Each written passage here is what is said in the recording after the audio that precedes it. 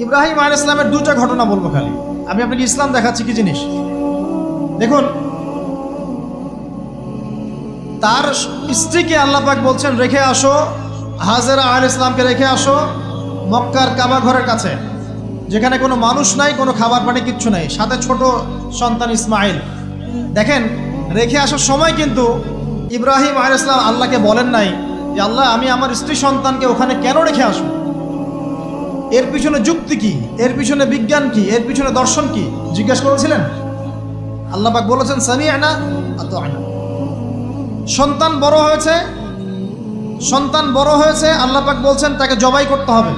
তিনি সন্তানকে গিয়ে বলছেন ইয়া বুনাইয়া ইন্নী আরা ফিল মানামি আন্নী আযবাহুক, আমি স্বপ্নে দেখছি তোমাকে জবাই করছি, ফানজুর মাযা তারা, তোমার কি রায় আমাকে বলো। সন্তান বলছে এবার ইয়া আবাতি, হে আমার আব্বা, ইফআল মা তু'মার, আপনাকে যে আদেশ করা হয়েছে সে আদেশ আপনি পালন করেন।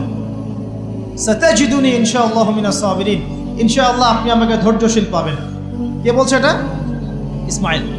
ইসমাইলের মধ্যে কি এখনকার তরুণদের জন্য আদর্শ নাই?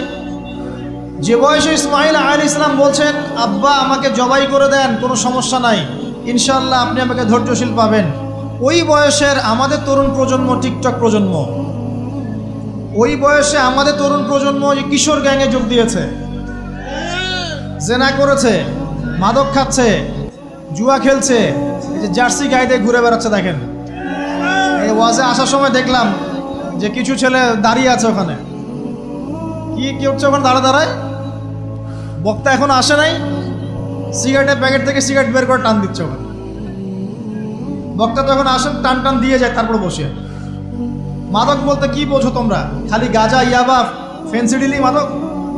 সিগারেটটা মাদক না? এই জর্দা খাই, এটা কি মাদক না? এগুলো মাদকের মধ্যে পড়ে, এগুলো ফ্যাশন হয়ে গেছে এখন। আল্লাহ পাক তোমাদেরকে এগুলো থেকে হেফাজত করুন। আমি দেখেন, ইসমাইল বলছেন হে আমার আব্বা আমাকে আপনি জবাই করে দেন, যদি আল্লাহ আদেশ করে থাকেন, আমাকে ধৈর্যশীল পাবেন ইনশাআল্লাহ। মা বোনদের জন্য বলছে এখানে একটা কথা, দেখুন প্রিয় মা বোনরা ভালো করে শুনুন। দেখুন, ইসমাইল আলাইহিস সালামকে কিন্তু তার বাবা বড় করেন নাই। ইসমাইল আলাইহিস সালাম বড় হয়েছেন মক্কায় তার মায়ের কাছে, হাজরা আলাইহিস সালামের কাছে। আর ইব্রাহিম আলাইহিস সালাম থাকতেন সিরিয়ায়, শামে, তার আরেক স্ত্রী সারা আলাইহিস সালামের সাথে। তিনি যাওয়া আসা করতেন। আর তখনকার যাওয়া আসা এত সহজ ছিল না, তখন কোনো মোটর যান ছিল না। তো দেখুন, যেমন মা তেমন সন্তান। কেমন মা? হাজরা আলাইহিস সালামকে বলা হচ্ছে যে তোমাকে এখানে রেখে যেতে আল্লাহ আদেশ করেছেন। হাজরা আলাইহিস সালাম বলছেন এখানে তো কোনো পানিও নাই, কোনো খাবারও নাই, আপনি এখানে আমাদেরকে একা ফেলে যাচ্ছেন। ইব্রাহিম আলাইহিস সালাম বলছেন আল্লাহর আদেশ, কিছু করার নাই। এখন হাজরা আলাইহিস সালাম বলছেন আচ্ছা যদি আল্লাহ আদেশ করে থাকেন তাহলে ইনশাআল্লাহ আল্লাহ আমাদের হেফাজত করবেন, আল্লাহর প্রতি আমি পূর্ণ তাওয়াক্কুল করলাম। কে বলছেন? হাজরা। এই হাজরা আলাইহিস সালামের দেখেন, এখানে তো কোনো খাবারই নাই, পানিও নাই, এক মশক পানি, একটু খাবার, দ্রুতই শেষ হয়ে গেল। শেষ হওয়ার পর তিনি ছোটাছুটি করছেন, suffer Marwa, suffer Marwa, suffer Marwa, কোথাও যদি একটু পানি পাওয়া যায়। কি তাওয়াক্কুল আল্লাহর প্রতি! ছোটাছুটি করছেন, বাচ্চা ইসমাইল কান্নাকাটি করছে। মায়ের এই ছোটাছুটি আল্লাহর কাছে এত পছন্দ হয়েছে, যতদিন হজ থাকবে এই হাজরা আলাইহিস সালামের স্মৃতির সাথে জড়িত এই সাই থাকবে। এবং এই ঘটনা আল্লাহর কাছে এত পছন্দ হয়ে গেল যে আল্লাহ পাক জিবরাইল আলাইহিস সালামকে পাঠিয়ে জামজাম কূপের পানি বের করে দিলেন, যেই কূপের পানি জীবনে কখনো শেষ হয় না, পানি খেলে খিদাও লাগে না। চিন্তা করে দেখেন, গ্যালন পানি যাচ্ছে, গ্যালনের পর গ্যালন জামজাম থেকে প্রত্যেক দিন। এমনকি মদিনায় গেলেও আপনি জামজামের পানি পাবেন, মসজিদে কুবায় গেলেও জামজামের পানি পাবেন। আর পৃথিবীর বিভিন্ন জায়গায় তো আমরা নিয়ে আসছি। শেষ হয়েছে? পানির স্তর 1 ইঞ্চি পর্যন্ত নিচে নেমেছে। দেখেন, আল্লাহর প্রতি যখন মানুষ পূর্ণ তাওয়াক্কুল করে তখন আল্লাহর মারিফত নেমে আসে। যখন মানুষ আল্লাহর প্রতি পূর্ণ তাওয়াক্কুল করে ফেলবে তখন আল্লাহ পাক আধ্যাত্মিকত্ব দিয়ে দিবেন। এটা কি বিজ্ঞান দিয়ে ব্যাখ্যা করা যায়? একজন ফেরেশতা আসলো, পাখা দিয়ে আঘাত করলো, মাটি থেকে ঝর্ণা বের হওয়া শুরু হলো। এখনকার বিজ্ঞান বিশ্বাস করবে? কোনো যুক্তি দর্শন বিশ্বাস করবে? না। এই যে মা, তাওয়াক্কুল কাটিনী মা, তার গর্ভ থেকে জন্ম নিয়েছে ইসমাইলের মতো সন্তান, যে বলছে আব্বা আমাকে জবাই করতে চাইলে করে দেন, কোনো সমস্যা নাই, আল্লাহর ইনশাআল্লাহ আপনি আমাকে ধৈর্যশীল পাবেন। এই জন্য বলি আমাদের পরিবারের মায়েরা যদি হাজরা আলাইহিস সালামের মতো হতে না পারে, তাহলে ইসমাইলের মতো প্রজন্ম তৈরি হবে না। অতএব প্রিয় মা ও বোনেরা, একটা নসিহত যথেষ্ট আপনাদের জন্য, যে নিজেরা হাজরা আলাইহিস সালামের মতো আল্লাহর প্রতি পূর্ণ তাওয়াক্কুলকারী হয়ে যান। নামাজ ছাড়িয়েন না। কোনো মহিলা যদি মাত্র 4টা কাজ করতে পারে, নবী সাল্লাল্লাহু আলাইহি ওয়াসাল্লাম বলেছেন জান্নাতে যাওয়ার জন্য সবগুলো দরজা খুলে দেওয়া হবে। 1 নাম্বার, কোনো মহিলা যদি 5 ওয়াক্ত নামাজ পড়ে, এখানে শুধু ফরজ নামাজের কথা বলা হচ্ছে, নফলের কথাও বলা হচ্ছে না। 2 নাম্বার, যদি একজন মহিলা রমজান মাসে সওম রাখে, ফরজ সওম, ফরজ রোজা, নফল রোজার কথাও বলা হচ্ছে না। 3 নাম্বার, যদি মহিলা, একজন নারী যদি তার সতীত্বকে হেফাজত করতে পারে, পর্দা মেনে চলতে পারে। এই পর্দা বলতে আমরা ডিজিটাল বোরখা বোঝাচ্ছি না। পোশাকটা এমন হবে না যে পোশাক পরেও গায়ের কাঠামো কতটুকু আঁটো এটা বোঝা যায়, এই বোরখা চলবে না। বোরখা এমন হবে না, পোশাক এমন হবে না যে বাহির থেকে ভিতরের অঙ্গ দেখা যায়, এই বোরখা চলবে না। পোশাক এমন হবে না যে পোশাকটা পুরুষদের পোশাকের সাথে সাদৃশ্য আছে, গেঞ্জি টি শার্ট পরা যাবে না। পোশাকটা এমন হবে না যেই পোশাকটা অমুসলিমদের সংস্কৃতির সাথে বা ধর্মীয় কালচারের সাথে সাদৃশ্য আছে, এমন পোশাকও চলবে না। যদি কোনো নারী 3 নাম্বার তার লজ্জাস্থানের হেফাজত করতে পারে, মানে শরঈ পর্দা মেনটেন করতে পারে, আর পর্দা করে যদি কলেজে গিয়ে আর ইউনিভার্সিটিতে গিয়ে সহি প্রেমে লিপ্ত হন, তাহলেও পর্দা হবে না। কথা বোঝাতে পারছি না মনে হয়? পর্দা করেও যদি ইউনিভার্সিটিতে গিয়ে গ্রুপ স্টাডি করতে হয় গায়রে মাহরামের সাথে, এই পর্দাও চলবে না। পর্দা মানে পর্দা। পর্দা করে যে দুলা ভাইয়ের সাথে কুটুস গল্প করা শুরু করেন, ইডিস পিডিস, চলবে না পর্দা। দেবর আর ভাবি, এখন দেখেন না, দেবর ভাবি, শালি দুলা ভাই, চাচাতো ভাই চাচাতো বোন, কোন জায়গায় সমাজ গিয়েছে জানেন? এমনও নিউজ বাংলাদেশে এসেছে, নাউজুবিল্লাহ বলতে বলতে রুচুতে বাঁধে, যে বাবা মেয়ের সাথে পর্যন্ত জেনা করে ফেলেছে। এই ঘটনা জানেন না? বাংলাদেশে একাধিক ঘটনা ঘটেছে। আস্তাগফিরুল্লাহ, ইন্না লিল্লাহি ওয়া ইন্না ইলাইহি রাজিউন। কোন যুগে আছেন চিন্তা করেন। কেউ কারো থেকে বাদ না, শিক্ষকের সাথে ছাত্রী, ছাত্রর সাথে শিক্ষিকা, বসের বস আর কলিগ, মহিলা কলিগ বস, মহিলা বস, পুরুষ কর্মচারী, হ্যাঁ, অমুক কর্মকর্তা, তমুক কর্মকর্তা। মাঝখানে একটা সিসিটিভির ফুটেজ ফাঁস হয়ে গেল, দেখলেন না কি হইল? মনে আছে? ভুলে গেছেন মনে হয়। একটা টাইটেল, একটি সিসি ক্যামেরা সারা জীবনের কান্না, মনে নাই? ভুলে গেছেন আপনারা? হ্যাঁ, এই যে মনে আছে। তো কে কার থেকে বাদ? ফুফাতো ভাই, চাচাতো বোন, হ্যাঁ, খালাতো বোন, খালাতো ভাই, মানে কাজিন, দেবর ভাবি, শালাদুল্লাহ ভাই, শালিদুল্লাহ ভাই, সব দেখবেন জেনা করতেছে না? পরকিয়া তো নিত্যদিনের ব্যাপার। পরকিয়া না করলে এখন পেটের ভাতই হজম হয়। বাসায় একটা স্ত্রী আছে, বাইরে 3-4টা মেয়ের সাথে টাঙ্কি মেরে বেড়াবে, কোনো সমস্যা নেই। সমস্যা কোথায় বলি? সমস্যা হচ্ছে যদি আপনার স্ত্রী থাকে একজন নেককার বা সতীসাধী নারী থাকে, এবং তার পারমিশন নিয়ে যদি আপনি আরেকটা বিয়ে করতে যান, সমস্যা আছে। হালালভাবে বিয়ে করলে সমস্যা, বাইরে টাঙ্কি মেরে বেড়াবেন, কোনো সমস্যা নেই। বাসায় একটা স্বামী আছে, বাইরে আরো 2-4টা ছেলের সাথে ফোনে কথা বলে, কোনো সমস্যা নেই। আমরা এখন কি করি জানেন? আমরা জেনাকে প্রমোট করি, নগ্নতাকে প্রমোট করি, আর বিয়ে হালাল জিনিসগুলোকে আমরা ঢেকে দেই, বাধা দেই। বিয়ে করতে চান, দেখবেন বাধা পাবেন। জেনা করতে চান, বাধা পাবেন না। হ্যাঁ, বিশ্বাস করছেন না? বিয়ে করতে যে দেখেন খালি কত বাধা আসে, আর জেনা করতে চান, কোনো বাধা নেই। মদ খাইতে চান, কোনো বাধা নাই। লিগ্যাল কিছু পতিতালয় আছে আমাদের দেশে, লিগ্যাল, এবং তাদেরকে পতিতা বললেও মানুষ রাগ করে। এখন বলতে হবে যৌনকর্মী, সেক্স ওয়ার্কার। কেন? তাদের যদি এতই সম্মান দেওয়ার ইচ্ছা থাকে আমাদের, আমরা কি ওদেরকে হালাল কোনো কর্মসংস্থান দিয়ে এই পাপের পথ থেকে ফেরাতে পারি না? ঠুনকো আবেগ দেখাও মিয়া, বাইরে খালি কিছু টাকা পয়সা ইনভেস্ট করে একটা প্রজেক্ট হাতে নিয়ে এই মেয়েদেরকে, মহিলাদেরকে যদি একটা ভালো কর্মসংস্থানের ব্যবস্থা করে, ওরা কি জেনা করবে নাকি?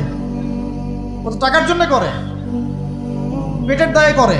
কোনো মেয়ে কি চায় নিজের ইজ্জত মানুষের কাছে বিক্রি করতে? কোনো মেয়ে চায় না। প্রিয় দিনী বোনেরা, পোশাক এই 4টা মূলনীতি মেনে চলবেন। পোশাক এমন হবে না, আটো সাটো পোশাক চলবে না, পাতলা পোশাক চলবে না, বাইরে থেকে ভিতর দেখা যায়, পুরুষের পোশাক চলবে না, এবং অমুসলিমদের সাদৃশ্য আছে এমন পোশাক চলবে না। আপনি বাসায় কি পোশাক পরে থাকেন, আমরা এখানে তো কোনো রকম ইন্টারফেয়ার করতে যাচ্ছি না। বাইরে যদি গায়রে মাহরামদের সাথে বের হন, সামনে বের হন, তাহলে অবশ্যই আপনাকে এই পর্দা মেনটেন করেই আসতে হবে। এটা ইসলামিক লস। আল্লাহর আইন যদি আপনি না মানেন, আপনার কবর আপনার, আমার কবর আমার।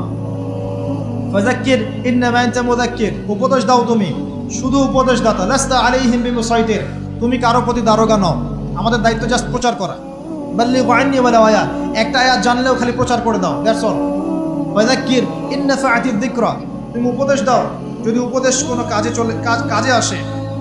প্রিয় ভাইয়েরা, বন্ধু কথা বলতে গিয়ে এখানে এসেছিলাম।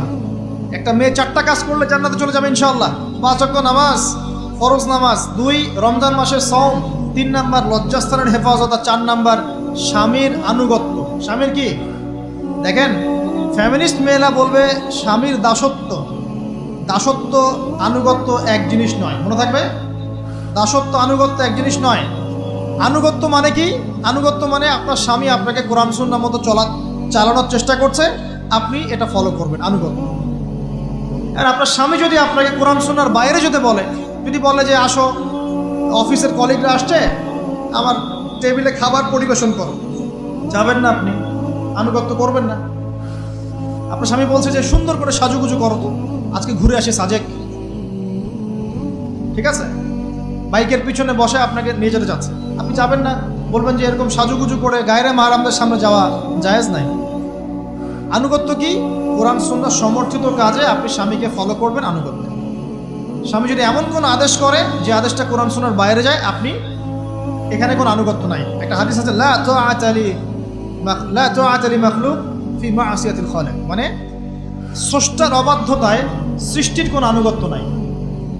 আল্লাহর অবাধ্যতায় সৃষ্টির কোনো আনুগত্য নাই। প্রিয় ভাইরা, একটা আয়াত আমাদের জন্য যথেষ্ট হবে ইনশাআল্লাহ। মুমিন আমরা মুমিন না? আল্লাহয় বিশ্বাস করি কি না? ফেরেশতায় বিশ্বাস করি না? নবী রাসূল আসমানি কিতাবে, পরকাল, তাকদীরে বিশ্বাস করি তো? আমরা সবাই ইসলামের বিজয় চাই কি না? আমরা সবাই পরিপূর্ণ মুসলমান হতে চাই কি না? আমরা চাই কি না যে আমাদের সাথে সাথে আমাদের পরিবারটাও জান্নাতে যাক? আমরা চাই কি না যে আমাদের সমাজটাও ইসলামের আলো আলোকিত হোক? চাই কি না? যদি চাই, প্রিয় ভাইয়েরা, আমার 10টা নসিহত। কয়টা? 10টা। জাস্ট 10টা লাইন বলবো, আর আপনাদের ধৈর্য নষ্ট করছে না। 1, জ্ঞান অর্জনের যে কথা বলেছি, জ্ঞান শুধু অর্জন নাই, জ্ঞানের বিপ্লব ঘটাতে হবে। পারবেন ইনশাআল্লাহ? যে যেখানে পড়াশোনা করছেন করেন, কিন্তু ইসলামিক পড়াশোনা বাদ দিয়ে নয়। দিনের জ্ঞান আগে অর্জন করতে হবে, বাল্য বয়সে অর্জন করতে হবে। আল্লাহ তৌফিক দান করুন। 2 নাম্বার, প্রত্যেক দিন কোরআনকে সময় দিবেন। কি করবেন? প্রত্যেক দিন কোরআনকে সময় দিবেন। প্রত্যেক দিন মিনিমাম 1 ঘন্টা করে হলেও কোরআন তেলাওয়াত করার চেষ্টা করেন। পারবেন ইনশাআল্লাহ? 2, 3 নাম্বার, আপনার জীবনটাকে রাসূলুল্লাহ সাল্লাল্লাহু আলাইহি ওয়াসাল্লামের সুন্নাত দিয়ে সাজাতে হবে। প্রত্যেকটা কাজ করার আগে 3 বার চিন্তা করবেন। কয়বার? 3 বার, যে এই কাজটা কিভাবে করলে সুন্নত হবে, কিভাবে করলে সুন্নত হবে না।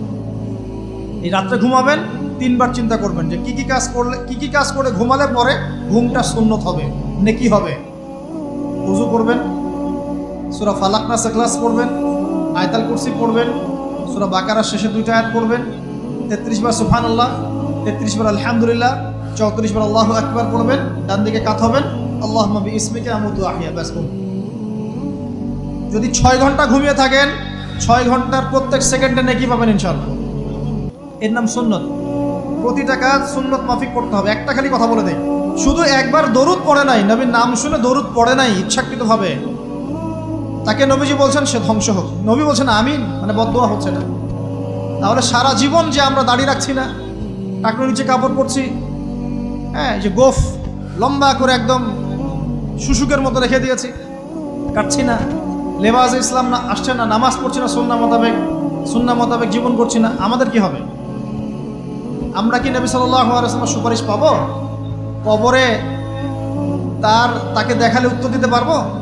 পারবো ইনশাআল্লাহ। তখন যখন আমরা পুরো জীবনটাকে নবীর সুন্নাহ মতো ঢেলে সাজাবো ইনশাআল্লাহ। সূরা আল ইমরানের মধ্যেই আছে, ইন কুনতুম তুহিব্বুনাল্লাহ ফাত্তাবিউনি। আল্লাহ বলছেন, হে নবী বলে দিন, তোমরা যদি আমার ভালোবাসা চাও, আল্লাহকে পেতে চাও, তাহলে নবীকে অনুসরণ করো, আমাকে অনুসরণ করো। আল্লাহ পাক কি করবেন? ইউহিব্বুকুমুল্লাহ, আল্লাহ পাক তোমাদেরকে ভালোবাসবেন। ইয়াগফির লাকুম যুনুবাকুম, আল্লাহ পাক তোমাদের সমস্ত গুনাহ মাফ করে দেবেন ইনশাআল্লাহ। আল্লাহু গফুরুর রহিম। 3 নাম্বার বলেছি ভাই, নবীর সুন্নাহ মতো জীবন গড়েন। 4, একটা হালাল রিজিক অন্বেষণ করেন, হারামে যাবেন না। ওয়াদা করেন যে না খেয়ে মরে গেলেও হারাম রিজিকে যাবেন না। পারবেন তো ইনশাআল্লাহ? আল্লাহ পাক তৌফিক দান করুন। 5 নাম্বার, পরিবারের আদর্শ হবে জান্নাতি আদর্শ। পরিবারের মধ্যে অনইসলামিক কোনো কালচার ঢুকতে দিবেন না। টিভিটা আছে না পরিবারে, আসার মানে আছে ভেঙে দিবেন একেবারে। যদিও বা টিভির চেয়ে ডেঞ্জারাস জিনিস এখন আমাদের হাতেই থাকে। টিভি তো তাও মানুষ সবাই একসাথে বসে দেখতো, যে যার মতো দেখতে পারতো না। একটা নাটক সিনেমা দেখলেও সবাই মিলে দেখতে হতো। এখন তো ফোন, সবার ঘরে ঘরে একটা পৃথিবী, সবাই ঘরে ঘরে যে যার মতো দেখছে আর কি। টিভি ভেঙে আর কি করবো, বাদ দেন, থাক, টিভি আর ভেঙে। আচ্ছা, আর পরিবারে পর্দা থাকতে হবে।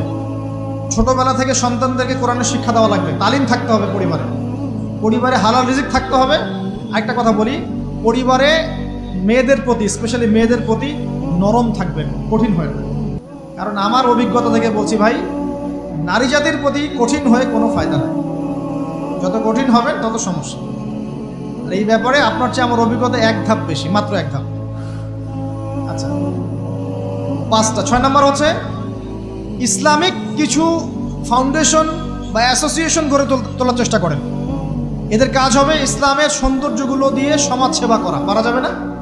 ওই যে হিলফুল ফুজার নবী সাল্লাল্লাহু তৈরি করেছিলেন না? আচ্ছা, এটা শুধু ফাউন্ডেশন হতে হবে জরুরি না, এটা প্রতিষ্ঠানও হতে পারে, একটা মসজিদের উদ্যোগে হতে পারে, মাদ্রাসার উদ্যোগে হতে পারে, বা সামাজিক সংগঠনও হতে পারে, যার উদ্দেশ্য হচ্ছে ভালো কাজ করা। এই যে শীতকাল আসছে, এই শীতকালে আমরা ইনশাআল্লাহ তাআলা পুরো দেশব্যাপী, এই শীতকালে ইনশাআল্লাহ আমরা চেষ্টা করব পুরো দেশব্যাপী শীতার্ত মানুষের মধ্যে বিনামূল্যে কম্বল বিতরণ করার। পারা যাবে না ইনশাআল্লাহ? সমাজ কল্যাণমূলক কাজ করলে কি হবে জানেন? সমাজের মানুষের কাছে ইসলামের সৌন্দর্য ফুটে উঠবে এবং ওই হাদিসের উপর আমল হবে। যদি আপনি কোনো মুসলিম ভাইয়ের একটা কষ্ট দূর করে দেন, আল্লাহ পাক আপনার একটা কষ্ট দূর করে দেবেন ইনশাআল্লাহ। আপনি যতক্ষণ মুমিন বান্দা মুসলিম ভাইয়ের পাশে থাকবেন, আল্লাহ পাকও আপনার সাহায্যে আপনার পাশে থাকবেন ইনশাআল্লাহ। আল্লাহ পাক তৌফিক ইনায়াত করুন, আমিন। আর কি, আমর বিল মারুফ নাহি আনিল মুনকারের কাজ করবেন। প্রত্যেক মাসে কিছুটা সময় আল্লাহর রাস্তায় দেওয়ার চেষ্টা করেন। 1 দিন হোক, 2 দিন হোক, 3 দিন হোক, 7 দিন হোক, আপনি চেষ্টা করেন আল্লাহর পথে সময় দেওয়ার জন্য। এটা 7। 6টা বললো না 7টা বললো? 7টা। 8 নাম্বার, আলেম ওলামার সোহবত লাগবে। একা একা চলা যাবে না। আপনি যে আলেম ওলামাদেরকে হক্কানি মনে করেন, আপনার দৃষ্টিতে তাদের কাছেই আপনি পড়ে থাকেন, কোনো সমস্যা নেই। পরামর্শ ভিত্তিক চলবেন এবং আলেমদের মাঝখানে বিভক্তি সৃষ্টি করবেন না, ঐক্যবদ্ধতার চেষ্টা করবেন। আল্লাহ তৌফিক দান। আর 2টো হচ্ছে আপনার পরবর্তী প্রজন্ম, বাচ্চা কাচ্চা যারা আছে, তাদেরকে এখন থেকেই পরিপূর্ণ মুসলমানের মতো গড়ে তুলবেন।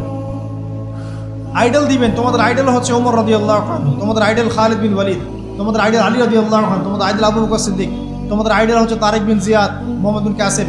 এই যে আপনাদের এই এলাকায়, চিটাগাং এলাকায় কত আলেম ওলামা ওলিয়া উলিয়ার পদচারণা ঘটেছে জানেন? ইতিহাস পড়ে দেখবেন, আপনি ইতিহাস পড়তে পড়তে শেষ করতে পারবেন। সেই মুঘলদের আগে পর্তুগিজরা, তার আগে আরও মানুষ এসেছে, আরব বণিকরা এসেছে, সুফি দরবেশরা এসেছেন, পীর সাহেবরা এসেছিলেন, বড় বড় আল্লাহর ওলিরা এসেছেন, আসেন নাই? অনেক যুদ্ধ বিগ্রহ, জিহাদ হয়েছে এখানে। এমনি এমনি তো ইসলাম পায়নি এই এলাকার মানুষ। ইসলাম এখানে প্রচার করা হয়েছে, প্রতিষ্ঠা করা হয়েছিল। ইবনে বতুতাও এখানে এসেছিলেন। হিস্ট্রি পড়ে দেখেন। তো আমাদের পরবর্তী জেনারেশনকে শিখাতে হবে আমাদের শেকড় কোনটা। আল্লাহ রাব্বুল আলামিন বলছেন, ইয়া আইয়ুহাল্লাযীনা আমানু, হে মুমিনগণ, তোমরা যারা ঈমান এনেছো, ইত্তাকুল্লাহ, তোমরা আল্লাহকে ভয় করো, ওয়ালা তামুতুন্না ইল্লা ওয়া আনতুম মুসলিমুন। এর আগে আল্লাহ পাক বলছেন হাক্কা তুকাতিহ, ভয় করার মতো করে ভয় করো। ওয়ালা তামুতুন্না ইল্লা ওয়া আনতুম মুসলিমুন, পরিপূর্ণ মুসলিম না হয়ে কেউ মৃত্যুবরণ করো না। আল্লাহ পাক এখানে মুমিনদেরকে বলছেন, ইয়া আইয়ুহাল্লাযীনা আমানু, হে মুমিনগণ। কারা মুমিন? উত্তর পেতে হলে চলে যেতে হবে হাদিসে জিবরিলে। কোন হাদিস? হাদিসে জিবরিল, সহিহ মুসলিম হাদিস নাম্বার 9, মিশকাত হাদিস নাম্বার 2। রাসূলুল্লাহ সাল্লাল্লাহু আলাইহি ওয়াসাল্লাম মসজিদে বসে আছেন, এমন সময় একজন ব্যক্তি মসজিদে প্রবেশ করলেন। আমার কি ভাষা বুঝতে পারছেন? আচ্ছা, আমি চট্টগ্রামে গেলে বিপদ, চট্টগ্রাম, কক্সবাজার, সিলেট, আমি কোনো ভাষা বুঝি না। আমার ভাষা মানুষ বোঝে কিনা আমি তাও কনফিউজ থাকি। তো যাই হোক, আমি সরল বাংলায় বলার চেষ্টা করছি। আল্লাহ পাক বলছেন, হে মুমিনগণ, কারা মুমিন? উত্তর আছে হাদিসে জিবরিলের মধ্যে। জিবরাইল আলাইহিস সালাম মানুষের রূপ ধরে মসজিদ নববীর মধ্যে আসলেন এবং সাহাবীদের সামনেই আসলেন। সাহাবীদের সামনে মানুষের রূপ ধরে জিবরাইল আলাইহিস সালাম এই একবারই এসেছেন, ইতিহাসে একবার। এসে নবী সাল্লাল্লাহু আলাইহি ওয়াসাল্লামকে জিজ্ঞাসা করছেন 4টা প্রশ্ন। কয়টা প্রশ্ন? 4টা। 1 নম্বর জিজ্ঞাসা করছেন, ইয়া মুহাম্মদ, বলবেন সাল্লাল্লাহু আলাইহি ওয়াসাল্লাম, হে মুহাম্মদ সাল্লাল্লাহু আলাইহি ওয়াসাল্লাম, আখবিরনি আনিল ইসলাম, আমাকে ইসলাম সম্পর্কে বলুন। নবী সাল্লাল্লাহু আলাইহি ওয়াসাল্লাম বলছেন, ইসলাম হচ্ছে আন তাশহাদা আল্লা ইলাহা ইল্লাল্লাহ ওয়া আন্না মুহাম্মাদান আবদুহু ওয়া রাসূলুহু। ইসলাম হচ্ছে এই সাক্ষ্য দেয়া যে আল্লাহ ছাড়া কোনো ইলাহ নেই এবং মুহাম্মদ সাল্লাল্লাহু আলাইহি ওয়াসাল্লাম আল্লাহর বান্দা এবং রাসূল। এটা হলো প্রথম, অর্থাৎ কালিমা লা ইলাহা ইল্লাল্লাহ। এর অর্থ হচ্ছে আল্লাহ ছাড়া আমি কারো বিধান মানতে পারবো না। কথা কি বোঝা যায়? আল্লাহ ছাড়া আমি কারো দাসত্ব করব না। আল্লাহ ছাড়া কেউ আমার রব নয়, কেউ আমার রিজিক দাতা নয়, কেউ আমার জীবন দাতা নয়, কেউ আমার মৃত্যু দাতা নয়, এমনকি আল্লাহ ছাড়া বিধান দেওয়ার মালিকও কেউ না।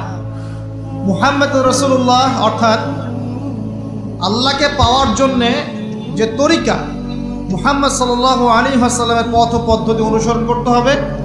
এই তরিকার বাইরে অন্য কোনো তরিকা ফলো করা যাবে না। হ্যাঁ, তবে তার তরিকা ফলো করা যাবে যার কথা এবং কাজ নবীর সাথে মিলে যায়, আলহামদুলিল্লাহ। যারটা মিলে না তারটা নেওয়া যাবে না। মুহাম্মদ রাসূলুল্লাহ মানে নিজের মন গড়া কোনো কাজ করা যাবে না। ইবাদত করার ক্ষেত্রে প্রত্যেকটা কাজ নবী সাল্লাল্লাহু আলাইহি ওয়াসাল্লামের সুন্নাত মোতাবেক করতে হবে। মুহাম্মদ রাসূলুল্লাহ সাল্লাল্লাহু আলাইহি ওয়াসাল্লাম। 2, ওয়া আন তুকিমাস সালাত, তুমি 5 ওয়াক্ত সালাত আদায় করবে। একটা হাদিসের মধ্যে এসেছে, মান তারাকা সালাতান মুতাআম্মিদান ফাকাদ কাফার। নবী সাল্লাল্লাহু আলাইহি ওয়াসাল্লাম বলেছেন, কোনো ব্যক্তি যদি, মুসলিম ব্যক্তি, ইচ্ছাকৃতভাবে তার উপর অর্পিত ফরজ নামাজ ছেড়ে দেয়, সে ব্যক্তি কুফরি করলো। কি করলো? আর মুয়াজ বিন জাবাল রাদিয়াল্লাহু আনহু নবীজি বলছেন, মান তারাকা সালাতান মুতাআম্মিদান ফাকাদ বারিআত মিন যিম্মাতিল্লাহ। যে ব্যক্তি তার উপর অবধারিত ফরজ নামাজ ছেড়ে দেয়, সে যেন আল্লাহর জিম্মেদারি থেকে মুক্ত হয়ে গেল। আল্লাহর কোনো জিম্মেদারি নাই তার উপর। 90% মুসলিমের দেশে এটা খুবই দুঃখজনক যে আমাদের মধ্যে বেশিরভাগ মানুষ 5 ওয়াক্ত নামাজ পড়ে না। শুধু বড় গলায় কি 90% মুসলিম বললে হবে? যখন 90% মুসলিমের দেশের 100% মুসলিম 5 ওয়াক্ত নামাজ পড়বে, ইসলাম এমনি এমনি প্রতিষ্ঠা হয়ে যাবে ইনশাআল্লাহু তাআলা। যখন মুসলিম কান্ট্রির বেশিরভাগ মানুষই নামাজি হবে, ইনশাআল্লাহ আল্লাহর জমিনে আল্লাহর দিন প্রতিষ্ঠা হয়ে যাবে ইনশাআল্লাহ।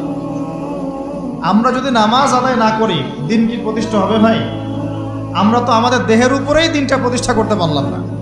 পরিবারে করব কিভাবে, সমাজে কিভাবে করব, আর বিশ্বে কিভাবে করব?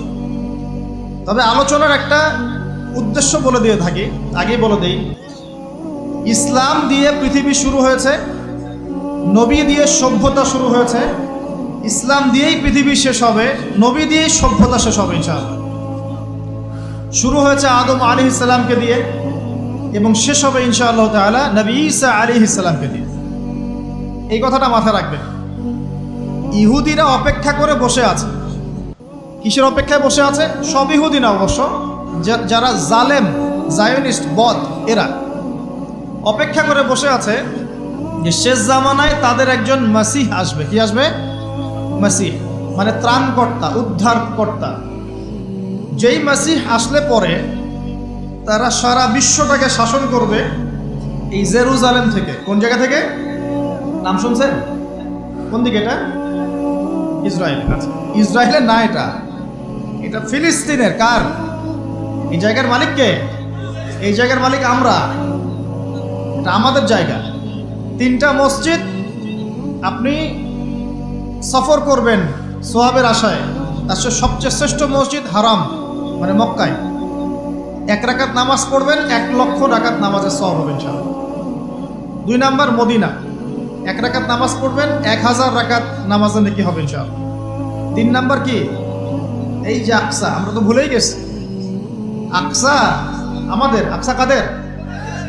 তারা দখল করে নিয়েছে। আচ্ছা নেক, দখল করেছে আমাদের কারণেই, আমাদের দুর্বলতার কারণেই। কিন্তু এই ভোগ দখল চূড়ান্ত হবে না, কারণ তারা অপেক্ষা করছে একজন মাসিহের জন্যে, যেই মাসিহ আসলে পরে তারা জেরুজালেম থেকে বিশ্ব শাসন করবে। এখন কিন্তু বিশ্বের বড় বড় ডিপার্টমেন্টগুলো ওরা শাসন করে। খেয়াল করেছেন কি? আপনি যে প্রযুক্তি ব্যবহার করেন এগুলোর চাবিকাঠি ওদের হাতে। আপনি যে অর্থনৈতিক সিস্টেমটা ফলো করেন, ব্যাংকিং সিস্টেমগুলোর কথাই বলছি, এর মূল সূত্র কিন্তু ওদের হাতে, সুতা ওদের হাতে লাটাই। ইভেন আমরা যে পলিটিক্যাল সিস্টেমগুলো ফলো করি না, এগুলোর তন্ত্রমন্ত্র ওরাই দিয়েছে। যে মিডিয়াগুলো আছে বিশ্বে বড় বড়, সব কিছু ওদের হাতে। ফাইন্যান্স বলে, ফাইন্যান্স মানে বাণিজ্য, ট্রেড, এগুলো ওদের হাতে। বিশ্বের বড় বড় সেক্টরগুলো ওরা শাসন করছে, এটা সত্য। আরেকটা মারাত্মক কথা হচ্ছে, বিশ্বকে শাসন করতে হলে কিছু অস্ত্র লাগে। কি লাগে? অস্ত্র শস্ত্র ছাড়া হবে না। একটা দেশের সাথে একটা দেশের মনে করেন খারাপ সম্পর্ক, এখন একটা দেশের কাছে আছে দাকুরাল, আরেকটার কাছে আছে পারমাণবিক অস্ত্র। কে জিতবে? যার কাছে যত ভারী অস্ত্র আছে, শক্তিশালী, তার দাপট তত বেশি। তো এইসব বড় বড় মারণাস্ত্রগুলো, যেগুলোকে আমরা বলি নিউক্লিয়ার ওয়েপেন্স অথবা বলি থার্মোনিউক্লিয়ার ওয়েপেন্স, এগুলো ওদের হাতে। মাসিহ আসলে পরে তারা বিশ্ব শাসন করবে, এটা ওদের যে তালমুদ এই গ্রন্থের মধ্যে লেখা আছে। এবং তারা মনে করে যে এই দাজ্জালই হচ্ছে মাসিহ, তারা মনে করে। আর আমরা জানি হাদিস থেকে এই দাজ্জাল সত্যিকারের মাসিহ নয়। সত্যিকারের মাসিহকে ঈসা আলাইহিস সালাম। আল্লাহ পাক ঈসা আলাইহিস সালামের হাতে এই মিথ্যা মাসিহকে মেরে ফেলবেন প্যালেস্টাইনের বাবে লুদ নামক জায়গায়। কোন জায়গা? বাবে লুদ, হাদিসে বর্ণিত আছে। এবং তাকে মারার পরে নবী ঈসা আলাইহিস সালাম সেখান থেকে পুরো বিশ্বে আবারও ইসলামিক একটা খিলাফা কায়েম করবেন ইনশাআল্লাহ তাআলা। এটা হচ্ছে ইসলামের গন্তব্য, এটা হবেই। পৃথিবীর যত পরাশক্তিগুলো আছে এরা সবাই যদি ঐক্যবদ্ধ হয়ে যায় এবং এই ভবিষ্যৎবাণীটাকে মুছে ফেলতে চায়, কশ্চিনকালেও সফল হবে না ইনশাআল্লাহ। কারণ এটা বলেছেন কে? স্বয়ং আল্লাহ এবং তার রাসূল মুহাম্মদ সাল্লাল্লাহু আলাইহি ওয়াসাল্লাম। এটা আমাদের গন্তব্য, এটা সুসংবাদ দিয়ে শুরু করলাম। এখন আল্লাহ পাক আমাদেরকে বলছেন, হে মুমিনরা তোমরা আল্লাহকে ভয় করো। ইমানদার কারা বোঝাতে গিয়ে হাদিসে জিবরিল আসছে। জিবরাইল আলাইহিস সালাম এসেছেন, জিজ্ঞাসা করছেন ইসলাম কাকে বলে। নবীজি বলছেন আগে কালিমা, তারপরে সালাত। তো সালাতের কথা বলতে গিয়ে ওখানে চলে গিয়েছিলাম। আমরা যদি ইসলামের বিজয় দেখতে চাই তাহলে সবাইকে 5 ওয়াক্ত নামাজ পড়তে হবে। রাজি আছেন তো? আজকে থেকে 5 ওয়াক্ত নামাজ ছাড়বেন? স্পেশালি যুবক ভাই যারা আছো, তোমাদের তারুণ্য আছে, রক্তের উদ্যম আছে, তোমরা চাইলে অনেক কিছুই করতে পারো। অনেক বার্ধক্যে উপনীত হওয়া মানুষ নামাজ পড়তে চায় কিন্তু পড়তে পারে না। তরুণদের কাছে আল্লাহ পাক সুযোগ দিয়েছেন। আর ইসলামের বিরোধী শক্তি যারা আছে তারা খুব ভালো করেই জানে কিন্তু যে ইসলামের বিজয়ে সবচেয়ে বড় ভূমিকা রাখতে পারে তরুণ সমাজ, যুবক সমাজ, যুব সমাজ, তরুণ প্রজন্ম। এ কারণেই তো দেখবেন তরুণ প্রজন্মকে তাদের উদ্দেশ্য থেকে সরিয়ে দেওয়ার জন্যে তারা আপনার সামনে অনেকগুলো টোপ দিয়ে দিয়েছে। দেখাবো টোপ কয়েকটা। 1 নম্বর টোপ দিয়েছে মেয়ে, নারী জাতি। মেয়েদেরকে বেপর্দা করে তোমার সামনে উপস্থাপন করে দিয়েছে, ফ্রি মিক্সিং। এখন তুমি আর ঈমান ধরে রাখতে পারছো না। এটা পরিকল্পিত ছিল, কারণ আল্লাহ পাক বলছেন যুজ্জিনা লিন-নাস হুব্বুশ শাহাওয়াতি মিনান নিসা। মানুষের জন্য সবচেয়ে যে আকর্ষণীয় বিষয়গুলো তার মধ্যে 1 নম্বর হচ্ছে মহিলা, মানে মেয়ে, নারী জাতি। এটা আমাদের কাছে সবচেয়ে আকর্ষণীয়। আল্লাহ পাকের সবচেয়ে সুন্দর সৃষ্টিকে মানুষ না, মানুষের মধ্যে আল্লাহ পাকের সবচেয়ে শ্রেষ্ঠ সৃষ্টিকে নারী জাতি। আল্লাহ পাক তাদেরকে সুন্দর করে সৃষ্টি করেছেন, তাই নয় কি? এই কারণে পুরুষদের সবচেয়ে আকর্ষণের জায়গা কোনটা? নারী জাতি। এই কারণে মেয়েদেরকে বেপর্দা করে তোমার সামনে ছেড়ে দেওয়া হয়েছে। জেনা বেড়েছে, ব্যভিচার বেড়েছে, ফ্রি মিক্সিং বেড়েছে, ধর্ষণ বেড়েছে, এই যে হারাম প্রেমের সম্পর্কগুলো বেড়েছে। যুবকেরা তাদের জীবনের উদ্দেশ্য ভুলে গেছে। আমার কথা কি বুঝতে পারছেন? আচ্ছা, এটা এক নাম্বার। দুই, মাদক। যুবকদের সামনে মাদকের সহজলভ্যতা। চাইলেই হাত বাড়ালেই মাদক, হাত বাড়ালেই ইয়াবা, হাত বাড়ালেই ফেন্সিডিল, হাত বাড়ালেই হেরোইন, তাই না? কথা ঠিকটা বেঠিক? যদি কেউ চায় যে আমি আজকে রাত্রে মাদক খাবো, সে পারবে, হাত বাড়ালেই পারবে। এখনকার সমাজ এমন, যদি কেউ চায় যে আজকের রাত্রে আমি পতিতালয় গিয়ে রাত কাটাবো, সে পারবে। 500 টাকা 1000 টাকার বিনিময়ে মানুষ এখন জেনা করতে পারে না? 5 টাকা 10 টাকা 50 100 টাকা দিয়ে মানুষ এখন ইয়াবা কিনে খেতে পারে। আর যারা সীমান্তবর্তী অঞ্চলে আছেন তারা আরো ভালো জানেন আমার কথা কতটুকু সত্য কতটুকু মিথ্যা। যুবকদের সামনে মাদক এমনি এমনি দেওয়া হয় নাই। উদ্দেশ্য কি? তোমার দ্বারা ইসলামের বিজয় সম্ভব ছিল। মাদক সেবন করাই তোমাকে সরাই দিয়েছে ওই রাস্তা থেকে। কথা বুঝতে পারছো? খুব সতর্ক। 3 নাম্বার, জুয়া। তোমার সামনে জুয়া দিয়ে দিয়েছে। জুয়া, ফুটবল বিশ্বকাপ হইলে জুয়া, IPL হইলে জুয়া, BPL হইলে জুয়া, ফুটবল ফিফা হইলে জুয়া। জুয়া খেলে না মানুষ? আর যে যুব সমাজ তাদের জীবনের উদ্দেশ্য জানে না, তাদের পক্ষেই সম্ভব এইসব মেসি, আর্জেন্টিনা, ব্রাজিল এইসব নিয়ে ব্যস্ত থাকে। যারা নিজেদের জীবনের উদ্দেশ্য জানে তাদের জন্য কোশ্চিনকালেও এখানে সময় নষ্ট করা সম্ভব না। দুনিয়ার জীবনটা কি খেলতামাশা? দুনিয়ার জীবনটা কি খেলতামাশার জন্য? আল্লাহ পাক যে হায়াতটা দিয়েছেন, ধরেন 50, 60 বা 100 বছর, এই হায়াতটা কে দিয়েছেন? এই সময়টার মালিক কে? তাহলে আল্লাহ যদি সময়ের মালিক হয়, আমি কেন সময় 1 ঘন্টা অপচয় করবো ওখানে বসে বসে? এই সময়টাকে আমার নাকি? সময়টা আমার বাপের নাকি? সময়টা কার? আল্লাহর দেওয়ার সময় আমি টিভি সেটের সামনে বসে বসে 1.5 ঘন্টা নষ্ট করে ফেললাম। খেললো 2টা দল আর তালিবা আজকে আমি, মাশাআল্লাহ। কালকে দেখলাম কক্সবাজার থেকে আসার সময় রাস্তা ব্লক, পুরা একটা দল জিতেছে, পুরো রাস্তা ব্লক, হাঁটা যাচ্ছে না, মিছিল, পাগলের মতো মানুষ মোটরসাইকেলে ছুটছে, গাড়ি নিয়ে ছুটছে, সিগারেট খাচ্ছে, আরো যে কি খাচ্ছে, মেয়ে নিয়ে ঘুরছে, আর একটা পতাকা নিয়ে ঘুরছে। যে দেশের পতাকা নিয়ে ঘুরছে ওই দেশ জানেও না মনে হয় যে এই দেশে এই আমার সাপোর্টার আছে। হ্যাঁ, আর খেয়াল করে দেখবেন এই আয়োজনগুলো এখন করানো হচ্ছে মুসলিম দেশগুলোকে দিয়ে। মানে মুসলমানদের অবস্থা দেখলে এখন মনে হচ্ছে সুবহানাল্লাহ, যে হারাম একটা কাজকে জায়েজ করার যে কত তরিকা বের হয়েছে এখন। একটা মুসলিম কান্ট্রি জিতেছে, মানে ভাবখানা এমন যে এই জেতার ফলে আমরা ইসলামী খেলাফত কায়েম করে ফেলেছি। ভাবখানা এমন যে কুফফারদের সাথে মনে হয় যুদ্ধ জিহাদ করে বিশ্বের বুকে ইসলাম কায়েম করে ফেলেছে। ভাবখানা এমন।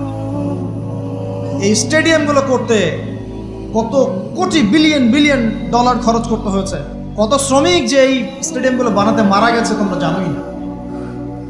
কি হচ্ছে এখানে? পশ্চিমারা আসছে, এনজয় করছে, খেলাধুলা হচ্ছে। বিষয়টা কি জানেন? আমাদেরকে এই খেলাধুলার অহেতুক কাজে ব্যস্ত করে দিয়ে ওরা ওদের এজেন্ডা বাস্তবায়ন করছে। দেখবেন যখন যখন রমজান মাস আসে তখন দেখবেন মুসলিম কান্ট্রির উপর নির্যাতন বাড়ে। যখন যখন বড় বড় ইভেন্ট হয়, ওয়ার্ল্ড কাপ, এইটা সেটা, দেখবেন ভিতরে ভিতরে মুসলিম কান্ট্রির উপর নির্যাতন বাড়তে থাকে। মানুষ একদিকে তাকায় থাকে আর একদিকে উদ্দেশ্য সাধন করতে থাকে। বুঝাচ্ছি বিষয়টা। আপনার 5টা বাচ্চা আছে মনে করেন, খুব জ্বালায়, কান্নাকাটি করে, হইচই করে। আপনি মোবাইল ফোনটা বের করে দিয়ে বলেছেন, বাবা বস, তোরা 5 জন মিলে একটা কার্টুন দেখ, আমি একটু কাজটা করি। দিয়ে দিলেন, ও কার্টুন দেখছে চুপচাপ, কেউ কোনো ডিস্টার্ব নাই। আর বুঝতে পারছেন? এই যে বাচ্চাগুলো কার্টুন দেখছে না, এগুলো হচ্ছে আমরা এখন। আর ওই যে কাজ করছে বা এটা হচ্ছে ওরা, পশ্চিমারা। আমার কথা কি বুঝতে পারেন? আচ্ছা, আমি সহজ করার চেষ্টা করছি। প্রিয় যুবক ভাইরা, মেয়ে তো উন্মুক্ত করে দিয়েছেই, মাদক তো দিয়েছেই, জুয়া দিয়েছে, অহেতুক এসব খেলতামাশা দিয়েছে তোমার সামনে, তোমার সময় কেড়ে নেওয়ার জন্য, তোমার হায়াত কেড়ে নেওয়ার জন্য। তোমার মূল্যবান হায়াত, যে হায়াতটাকে তুমি আল্লাহর পথে দাওয়াতের কাজে ব্যয় করবা, দিন চর্চার কাজে ব্যয় করবা, আল্লাহর ইবাদতের কাজে ব্যয় করবা, আমর বিল মারুফ নাহি আনিল মুনকারের কাজ করবা, এই সময়টা ওরা কেড়ে নিয়েছে তোমার কাছ থেকে। বুঝতে পারছো না তো? আবার নেশা দিয়ে তোমার ভিতরটা নষ্ট করে ফেলেছে, জেনা দিয়ে তোমার অন্তরের নূর নষ্ট করে দিয়েছে, ফ্রি মিক্সিং দিয়ে জেনা এবং তোমার যে পবিত্রতা, চারিত্রিক পবিত্রতা নষ্ট করে দিয়েছে। আরও দিয়েছে পর্নোগ্রাফি। বেশিরভাগ যুব সমাজ এখন বাসায় গিয়ে রাতের বেলা পর্ন দেখে। দেখা যায় সারাদিন ভালো কাজ করে, বাসায় গিয়ে রাতের বেলা পর্ন দেখে। পর্নোগ্রাফি দেখে না বা দেখে নাই কখনো এমন একটা ছেলে খুঁজে পাওয়া যাবে না।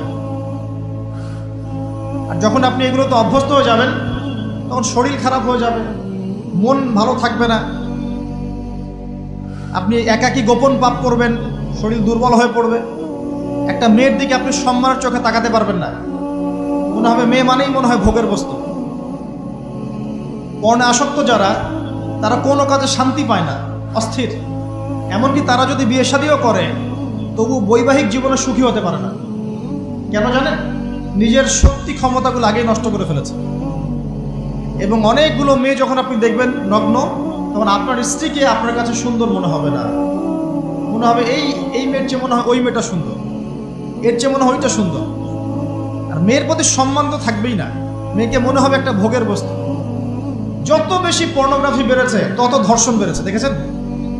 পর্ন যত বেড়েছে ধর্ষণ তত বেড়েছে। এমনকি ছোট ছোট বাচ্চারা পর্যন্ত রেহাই পাচ্ছে না, দেখেন না?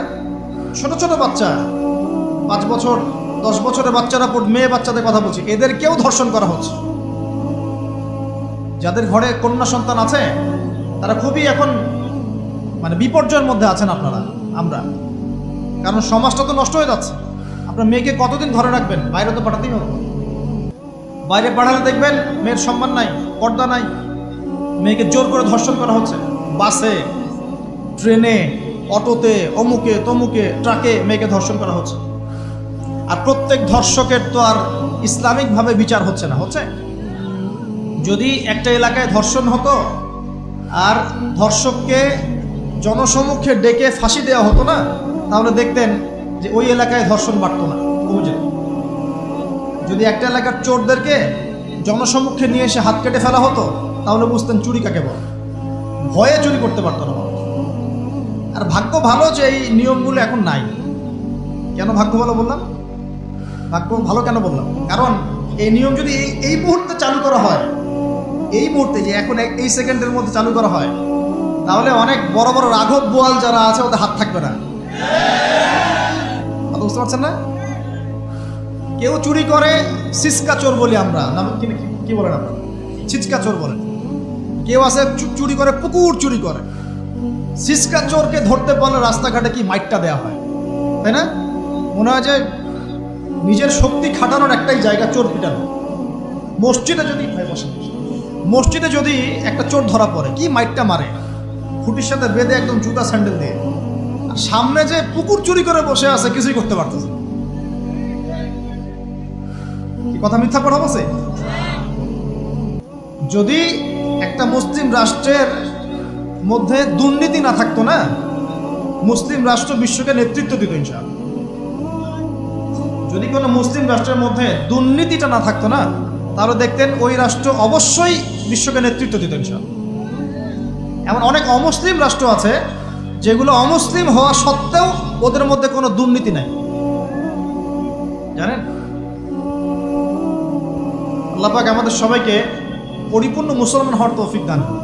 দেখেন আল্লাহ পাক বলেছেন, উদখুলু ফিস সিলমি কাফা, তোমরা পরিপূর্ণরূপে ইসলামে প্রবেশ করো। এখন আমি যদি নামাজও পড়ি, আবার ঘুষও খাই, এদিকে রোজাও রাখি, আবার সুদও খাই, আবার এদিকে আমি হজমরাও করি, অন্যের সম্পদ আত্মসাৎ করি, মাপে কমও দেই, মজুদদারি করি ইত্যাদি, আমি কি পরিপূর্ণ মুসলিম? আমি কি উদখুলু ফিস সিলমি কাফার উপর আমল করতে পেরেছি? আর আল্লাহ পাক এখানে বলছেন, ওয়ালা তামুতুন্না ইল্লা ওয়া আনতুম মুসলিমুন, পরিপূর্ণ মুসলমান না হয়ে তোমরা মৃত্যুবরণই করিও না। করলেই সমস্যা। পরিপূর্ণ মুসলমান না হয়ে মারা গেলেই সমস্যা। কি সমস্যা?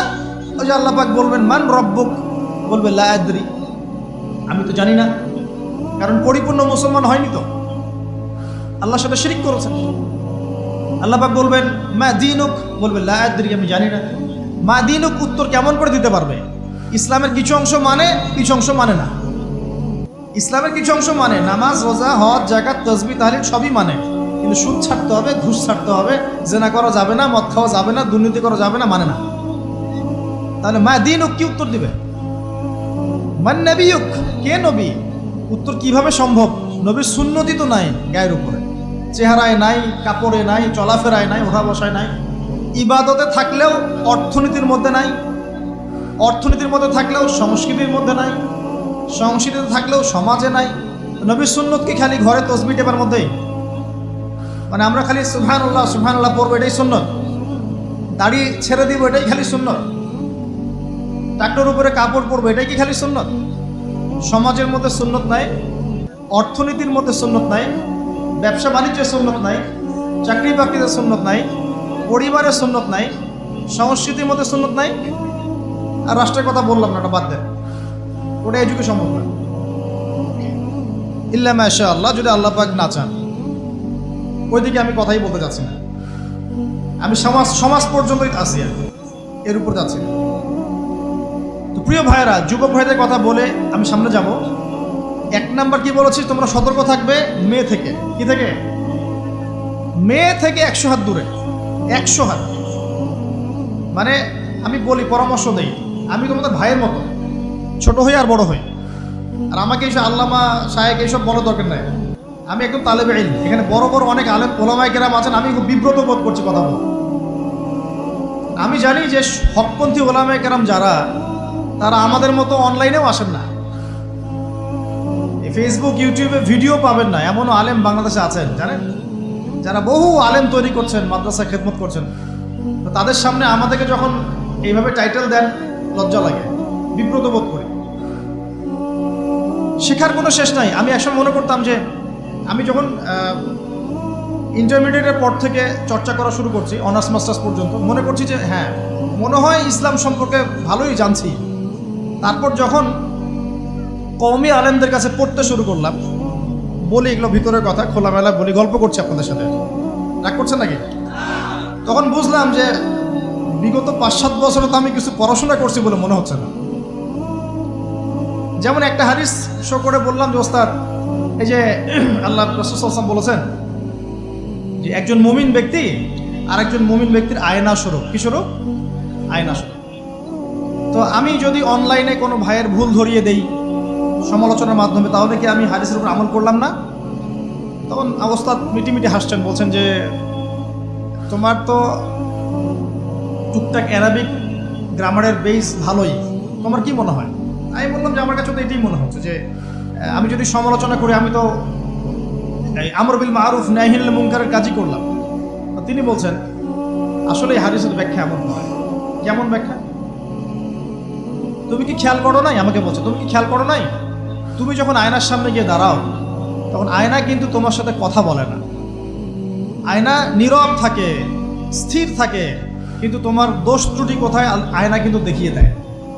মনে করেন, বুঝাচ্ছি, মনে করেন আপনার গাল কেটে গেছে, আপনি আয়নার সামনে দাঁড়িয়েছেন, আয়না কিন্তু আপনাকে বলে দিবে না এই যে তোমার গাল কাটা, এই ছেলে তোমার গাল কাটা, হ্যাঁ এই মেয়ে, এই ছেলে তোমার এই সমস্যা ওই সমস্যা, বলবে? চুপচাপ থাকবে, আয়না দেখিয়ে দিবে আপনার ভুলটা কোথায়। তিনি আমাকে হাদিসের ব্যাখ্যা শেখাচ্ছেন, বলছেন যে একজন মুমিন ভাই যদি কোনো ভুলের উপর থাকে, তুমি সঠিকটা আমল করে ওর সামনে দাঁড়িয়ে দেখিয়ে দিবে যেটা সঠিক। তো বুঝলাম, যতদিন যাচ্ছে আমি বুঝতে পারছি যে আসলে এই জ্ঞানের সমুদ্র যে কত গভীর, 100 বছর হায়াত দিলেও মনে হয় শেষ করতে পারবো না। প্রিয় যুবক ভাইরা, নসিহত করছি, সেটা হচ্ছে যে দিনের জ্ঞান অর্জন করতে হবে। জ্ঞান অর্জনের কোনো বিকল্প নাই। আর জ্ঞান অর্জনের জন্য শুধুমাত্র ফেসবুক ইউটিউব যথেষ্ট নয়, এগুলো কনস্ট্রাকটিভ কোনো মাধ্যম নয়, বরং ফিতনা ছড়াবে এগুলো কিন্তু বেশিরভাগ ক্ষেত্রে ফিতনাই ছড়াচ্ছে। আপনার কাছে মনে হচ্ছে হয়তো যে অনেক কিছু লাইভ হচ্ছে, আমরা পাচ্ছি, হ্যাঁ অনলাইনের মাধ্যমে জানছি, হ্যাঁ ঠিক আছে, স্বীকার করি ভালো আছে, কিন্তু মন্দটা অনেক বেশি। এর মধ্য দিয়ে আলেমে বিভক্তি হয়ে গেছে, এর মধ্য দিয়ে একে অপরের সাথে আমাদের সম্পর্ক নষ্ট হয়ে যাচ্ছে, গীবত, তহমত, সমালোচনা, কাদা ছোড়াছড়ি সংস্কৃতি বাড়ছে, ঐক্য বিনষ্ট হচ্ছে, অনেক সমস্যা হচ্ছে। আর এগুলো কনস্ট্রাকটিভ সিলেবাস নয়। সিলেবাস আপনাকে ওলামায়ে কেরামের কাছে এসে জানতে হবে। আমি বলছি 1 নাম্বার কোরআন থাকবে। আপনাদের জেনারেলদের জন্য বলছি, কারণ আপনাদের জন্য এটা এত সহজ হবে না। মাদ্রাসা যারা পড়া শুরু করেছেন ছোটবেলা থেকে তাদের জন্য সহজ, আপনাদের জন্য এত সহজ নয়। সিলেবাসগুলো জেনে রাখেন।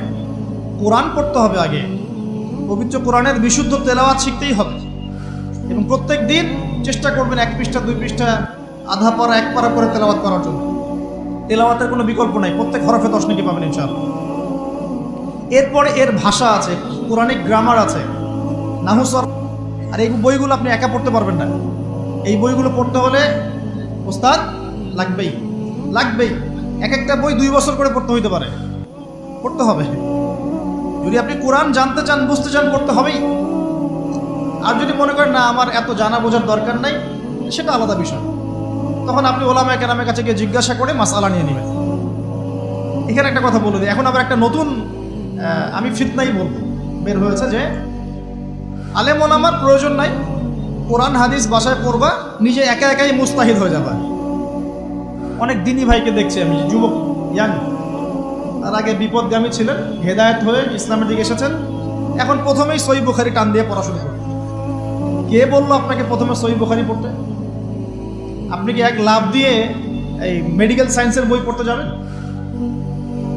এত কঠিন বই আগে কেন? এই বইগুলো পড়তে ওলামায়ে কেরামের 15-20 বছর সময় লাগে। 15-20 বছর সময়, 15 বছর বেশি বলে ফেলছে না, আমাদের মতো হলে 20 বছর লাগে। কঠিন বই আগে না, আগে সহজ বইগুলো পড়তে হতো। তো ভাবখানা তখন দেখা যায় এমন, কয়েকটা হাদিসের কিতাব পড়ে, কোরআনের কিছু অনুবাদ করে, আলেম ওলামার আর দরকার নাই, কোনো মাযহাবেরও দরকার নাই, আমি নিজে একাই মুস্তাহিদ। এটা একটা ফিতনা চলছে। তো আমি বুঝাচ্ছি আপনাকে, একটা মাসআলা ধরেন আপনার সামনে আসলো, মনে করেন ওই যে আমি পেপার মানি নিয়ে কথা বলেছিলাম না, কাগজের টাকা, এরপর আসছে ক্রিপ্টোকারেন্সি। কি আসছে? নাম শুনুন নাই? ইলেকট্রনিক মানি তো চলে আসছে, যে ইলেকট্রনিক মানি দিয়ে আপনারা লেনদেন করছেন না, এরপরে আসবে ক্রিপ্টোকারেন্সি। ক্রিপ্টোকারেন্সি মানে বিটকয়েন। এগুলো ভবিষ্যৎবাণী না, কিন্তু কিছু মানুষ মনে করে এগুলো ভবিষ্যৎবাণী। এগুলো ভবিষ্যৎবাণী না, এগুলো বর্তমান। অলরেডি পৃথিবীর কিছু কিছু দেশে চলে আসছে, হয়তো বা এদেশেও অচিরে আসবে। তো মনে করেন এখন আপনি একজন সাধারণ মানুষ, ক্রিপ্টোকারেন্সি কি জিনিস আপনি বোঝেন না। এখন আপনি একজন আলেমের কাছে আসলেন, এসে বললেন যে হুজুর, ক্রিপ্টোকারেন্সি কি জিনিস আমি বুঝি না, এটা হালাল না হারাম, জায়েজ না জায়েজ, কতটুকু রাখা যাবে রাখা যাবে না, মাসআলা দেন। এখন আমি যদি আপনাকে বলি, এই যে ভাই নেন কোরআন, এই যে তাফসীর ইবনে কাসির নেন, জালালাইন নেন, মারিফুল কোরআন নেন, এই যে বুখারী, মুসলিম, তিরমিজি, আবু দাউদ, নাসাই, সবগুলো নেন, বাসায় গিয়ে পড়াশোনা করে মাসআলা বের করেন। পারবেন? সম্ভব? সম্ভব কি? কে পারবে? যিনি মুস্তাহিদ। আর একটা সমাজের মধ্যে মুস্তাহিদ মানুষের সংখ্যা কতজন থাকে? অল্প কিছু। বেশিরভাগ মানুষই তো অন্ধ অনুকরণ তাকলিদ করতে হবে তাকে। তখন এই যে আপনি আমার কাছ থেকে মাসআলাটা জানলেন, এই মাসআলা জেনে নেওয়াটা কি আপনার জন্য উচিত না অনুচিত? আপনার এই মাসআলা জেনে নেওয়াটা কি উচিত না অনুচিত? এই মাসআলা আমার কাছে বা আলেমের কাছে না জানলে কিভাবে শিখবেন আপনি? শেখার জন্য আপনাকে আসতে হবে না? এটাই মাযহাব, এটাই মাযহাব। এখানে বিভ্রান্তির কোনো সুযোগ নাই যে আমি এগুলা মানি না, আমি খালি বইপত্র একা একা পড়বো, আলেম হয়ে যাবে, সম্ভব না। যখন আমরা কলেজে পড়তাম অনেক সময় মনে হতো যে হয়তো বা সম্ভব, যখন পড়া শুরু করেছি তখন দেখছি যে না, এই সমুদ্রে ডুব দেওয়া কেবল শুরু, এর তলানি খুঁজে বের করতে 100 বছর লাগবে মনে হয়। আল্লাহ ভালো জানে। আল্লাহু আকবার। দিনের জ্ঞান তো বেশি। আলী রাদিয়াল্লাহু আনহু একটা কথা বলে দেই, দিয়ে সামনে যাচ্ছি। আলী রাদিয়াল্লাহু আনহু শেষ বয়সে বলছেন, তাকে প্রশ্ন করা হচ্ছে যে আপনার কি কোনো দুঃখ আছে জীবনে?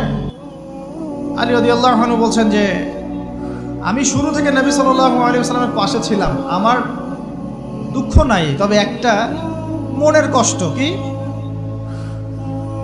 আমি যে জ্ঞানগুলো শিখেছি নবীর কাছ থেকে সাল্লাল্লাহু আলাইহি ওয়াসাল্লাম, সেই জ্ঞান বিতরণ করার জন্য কোনো পাত্র খুঁজে পেলাম না।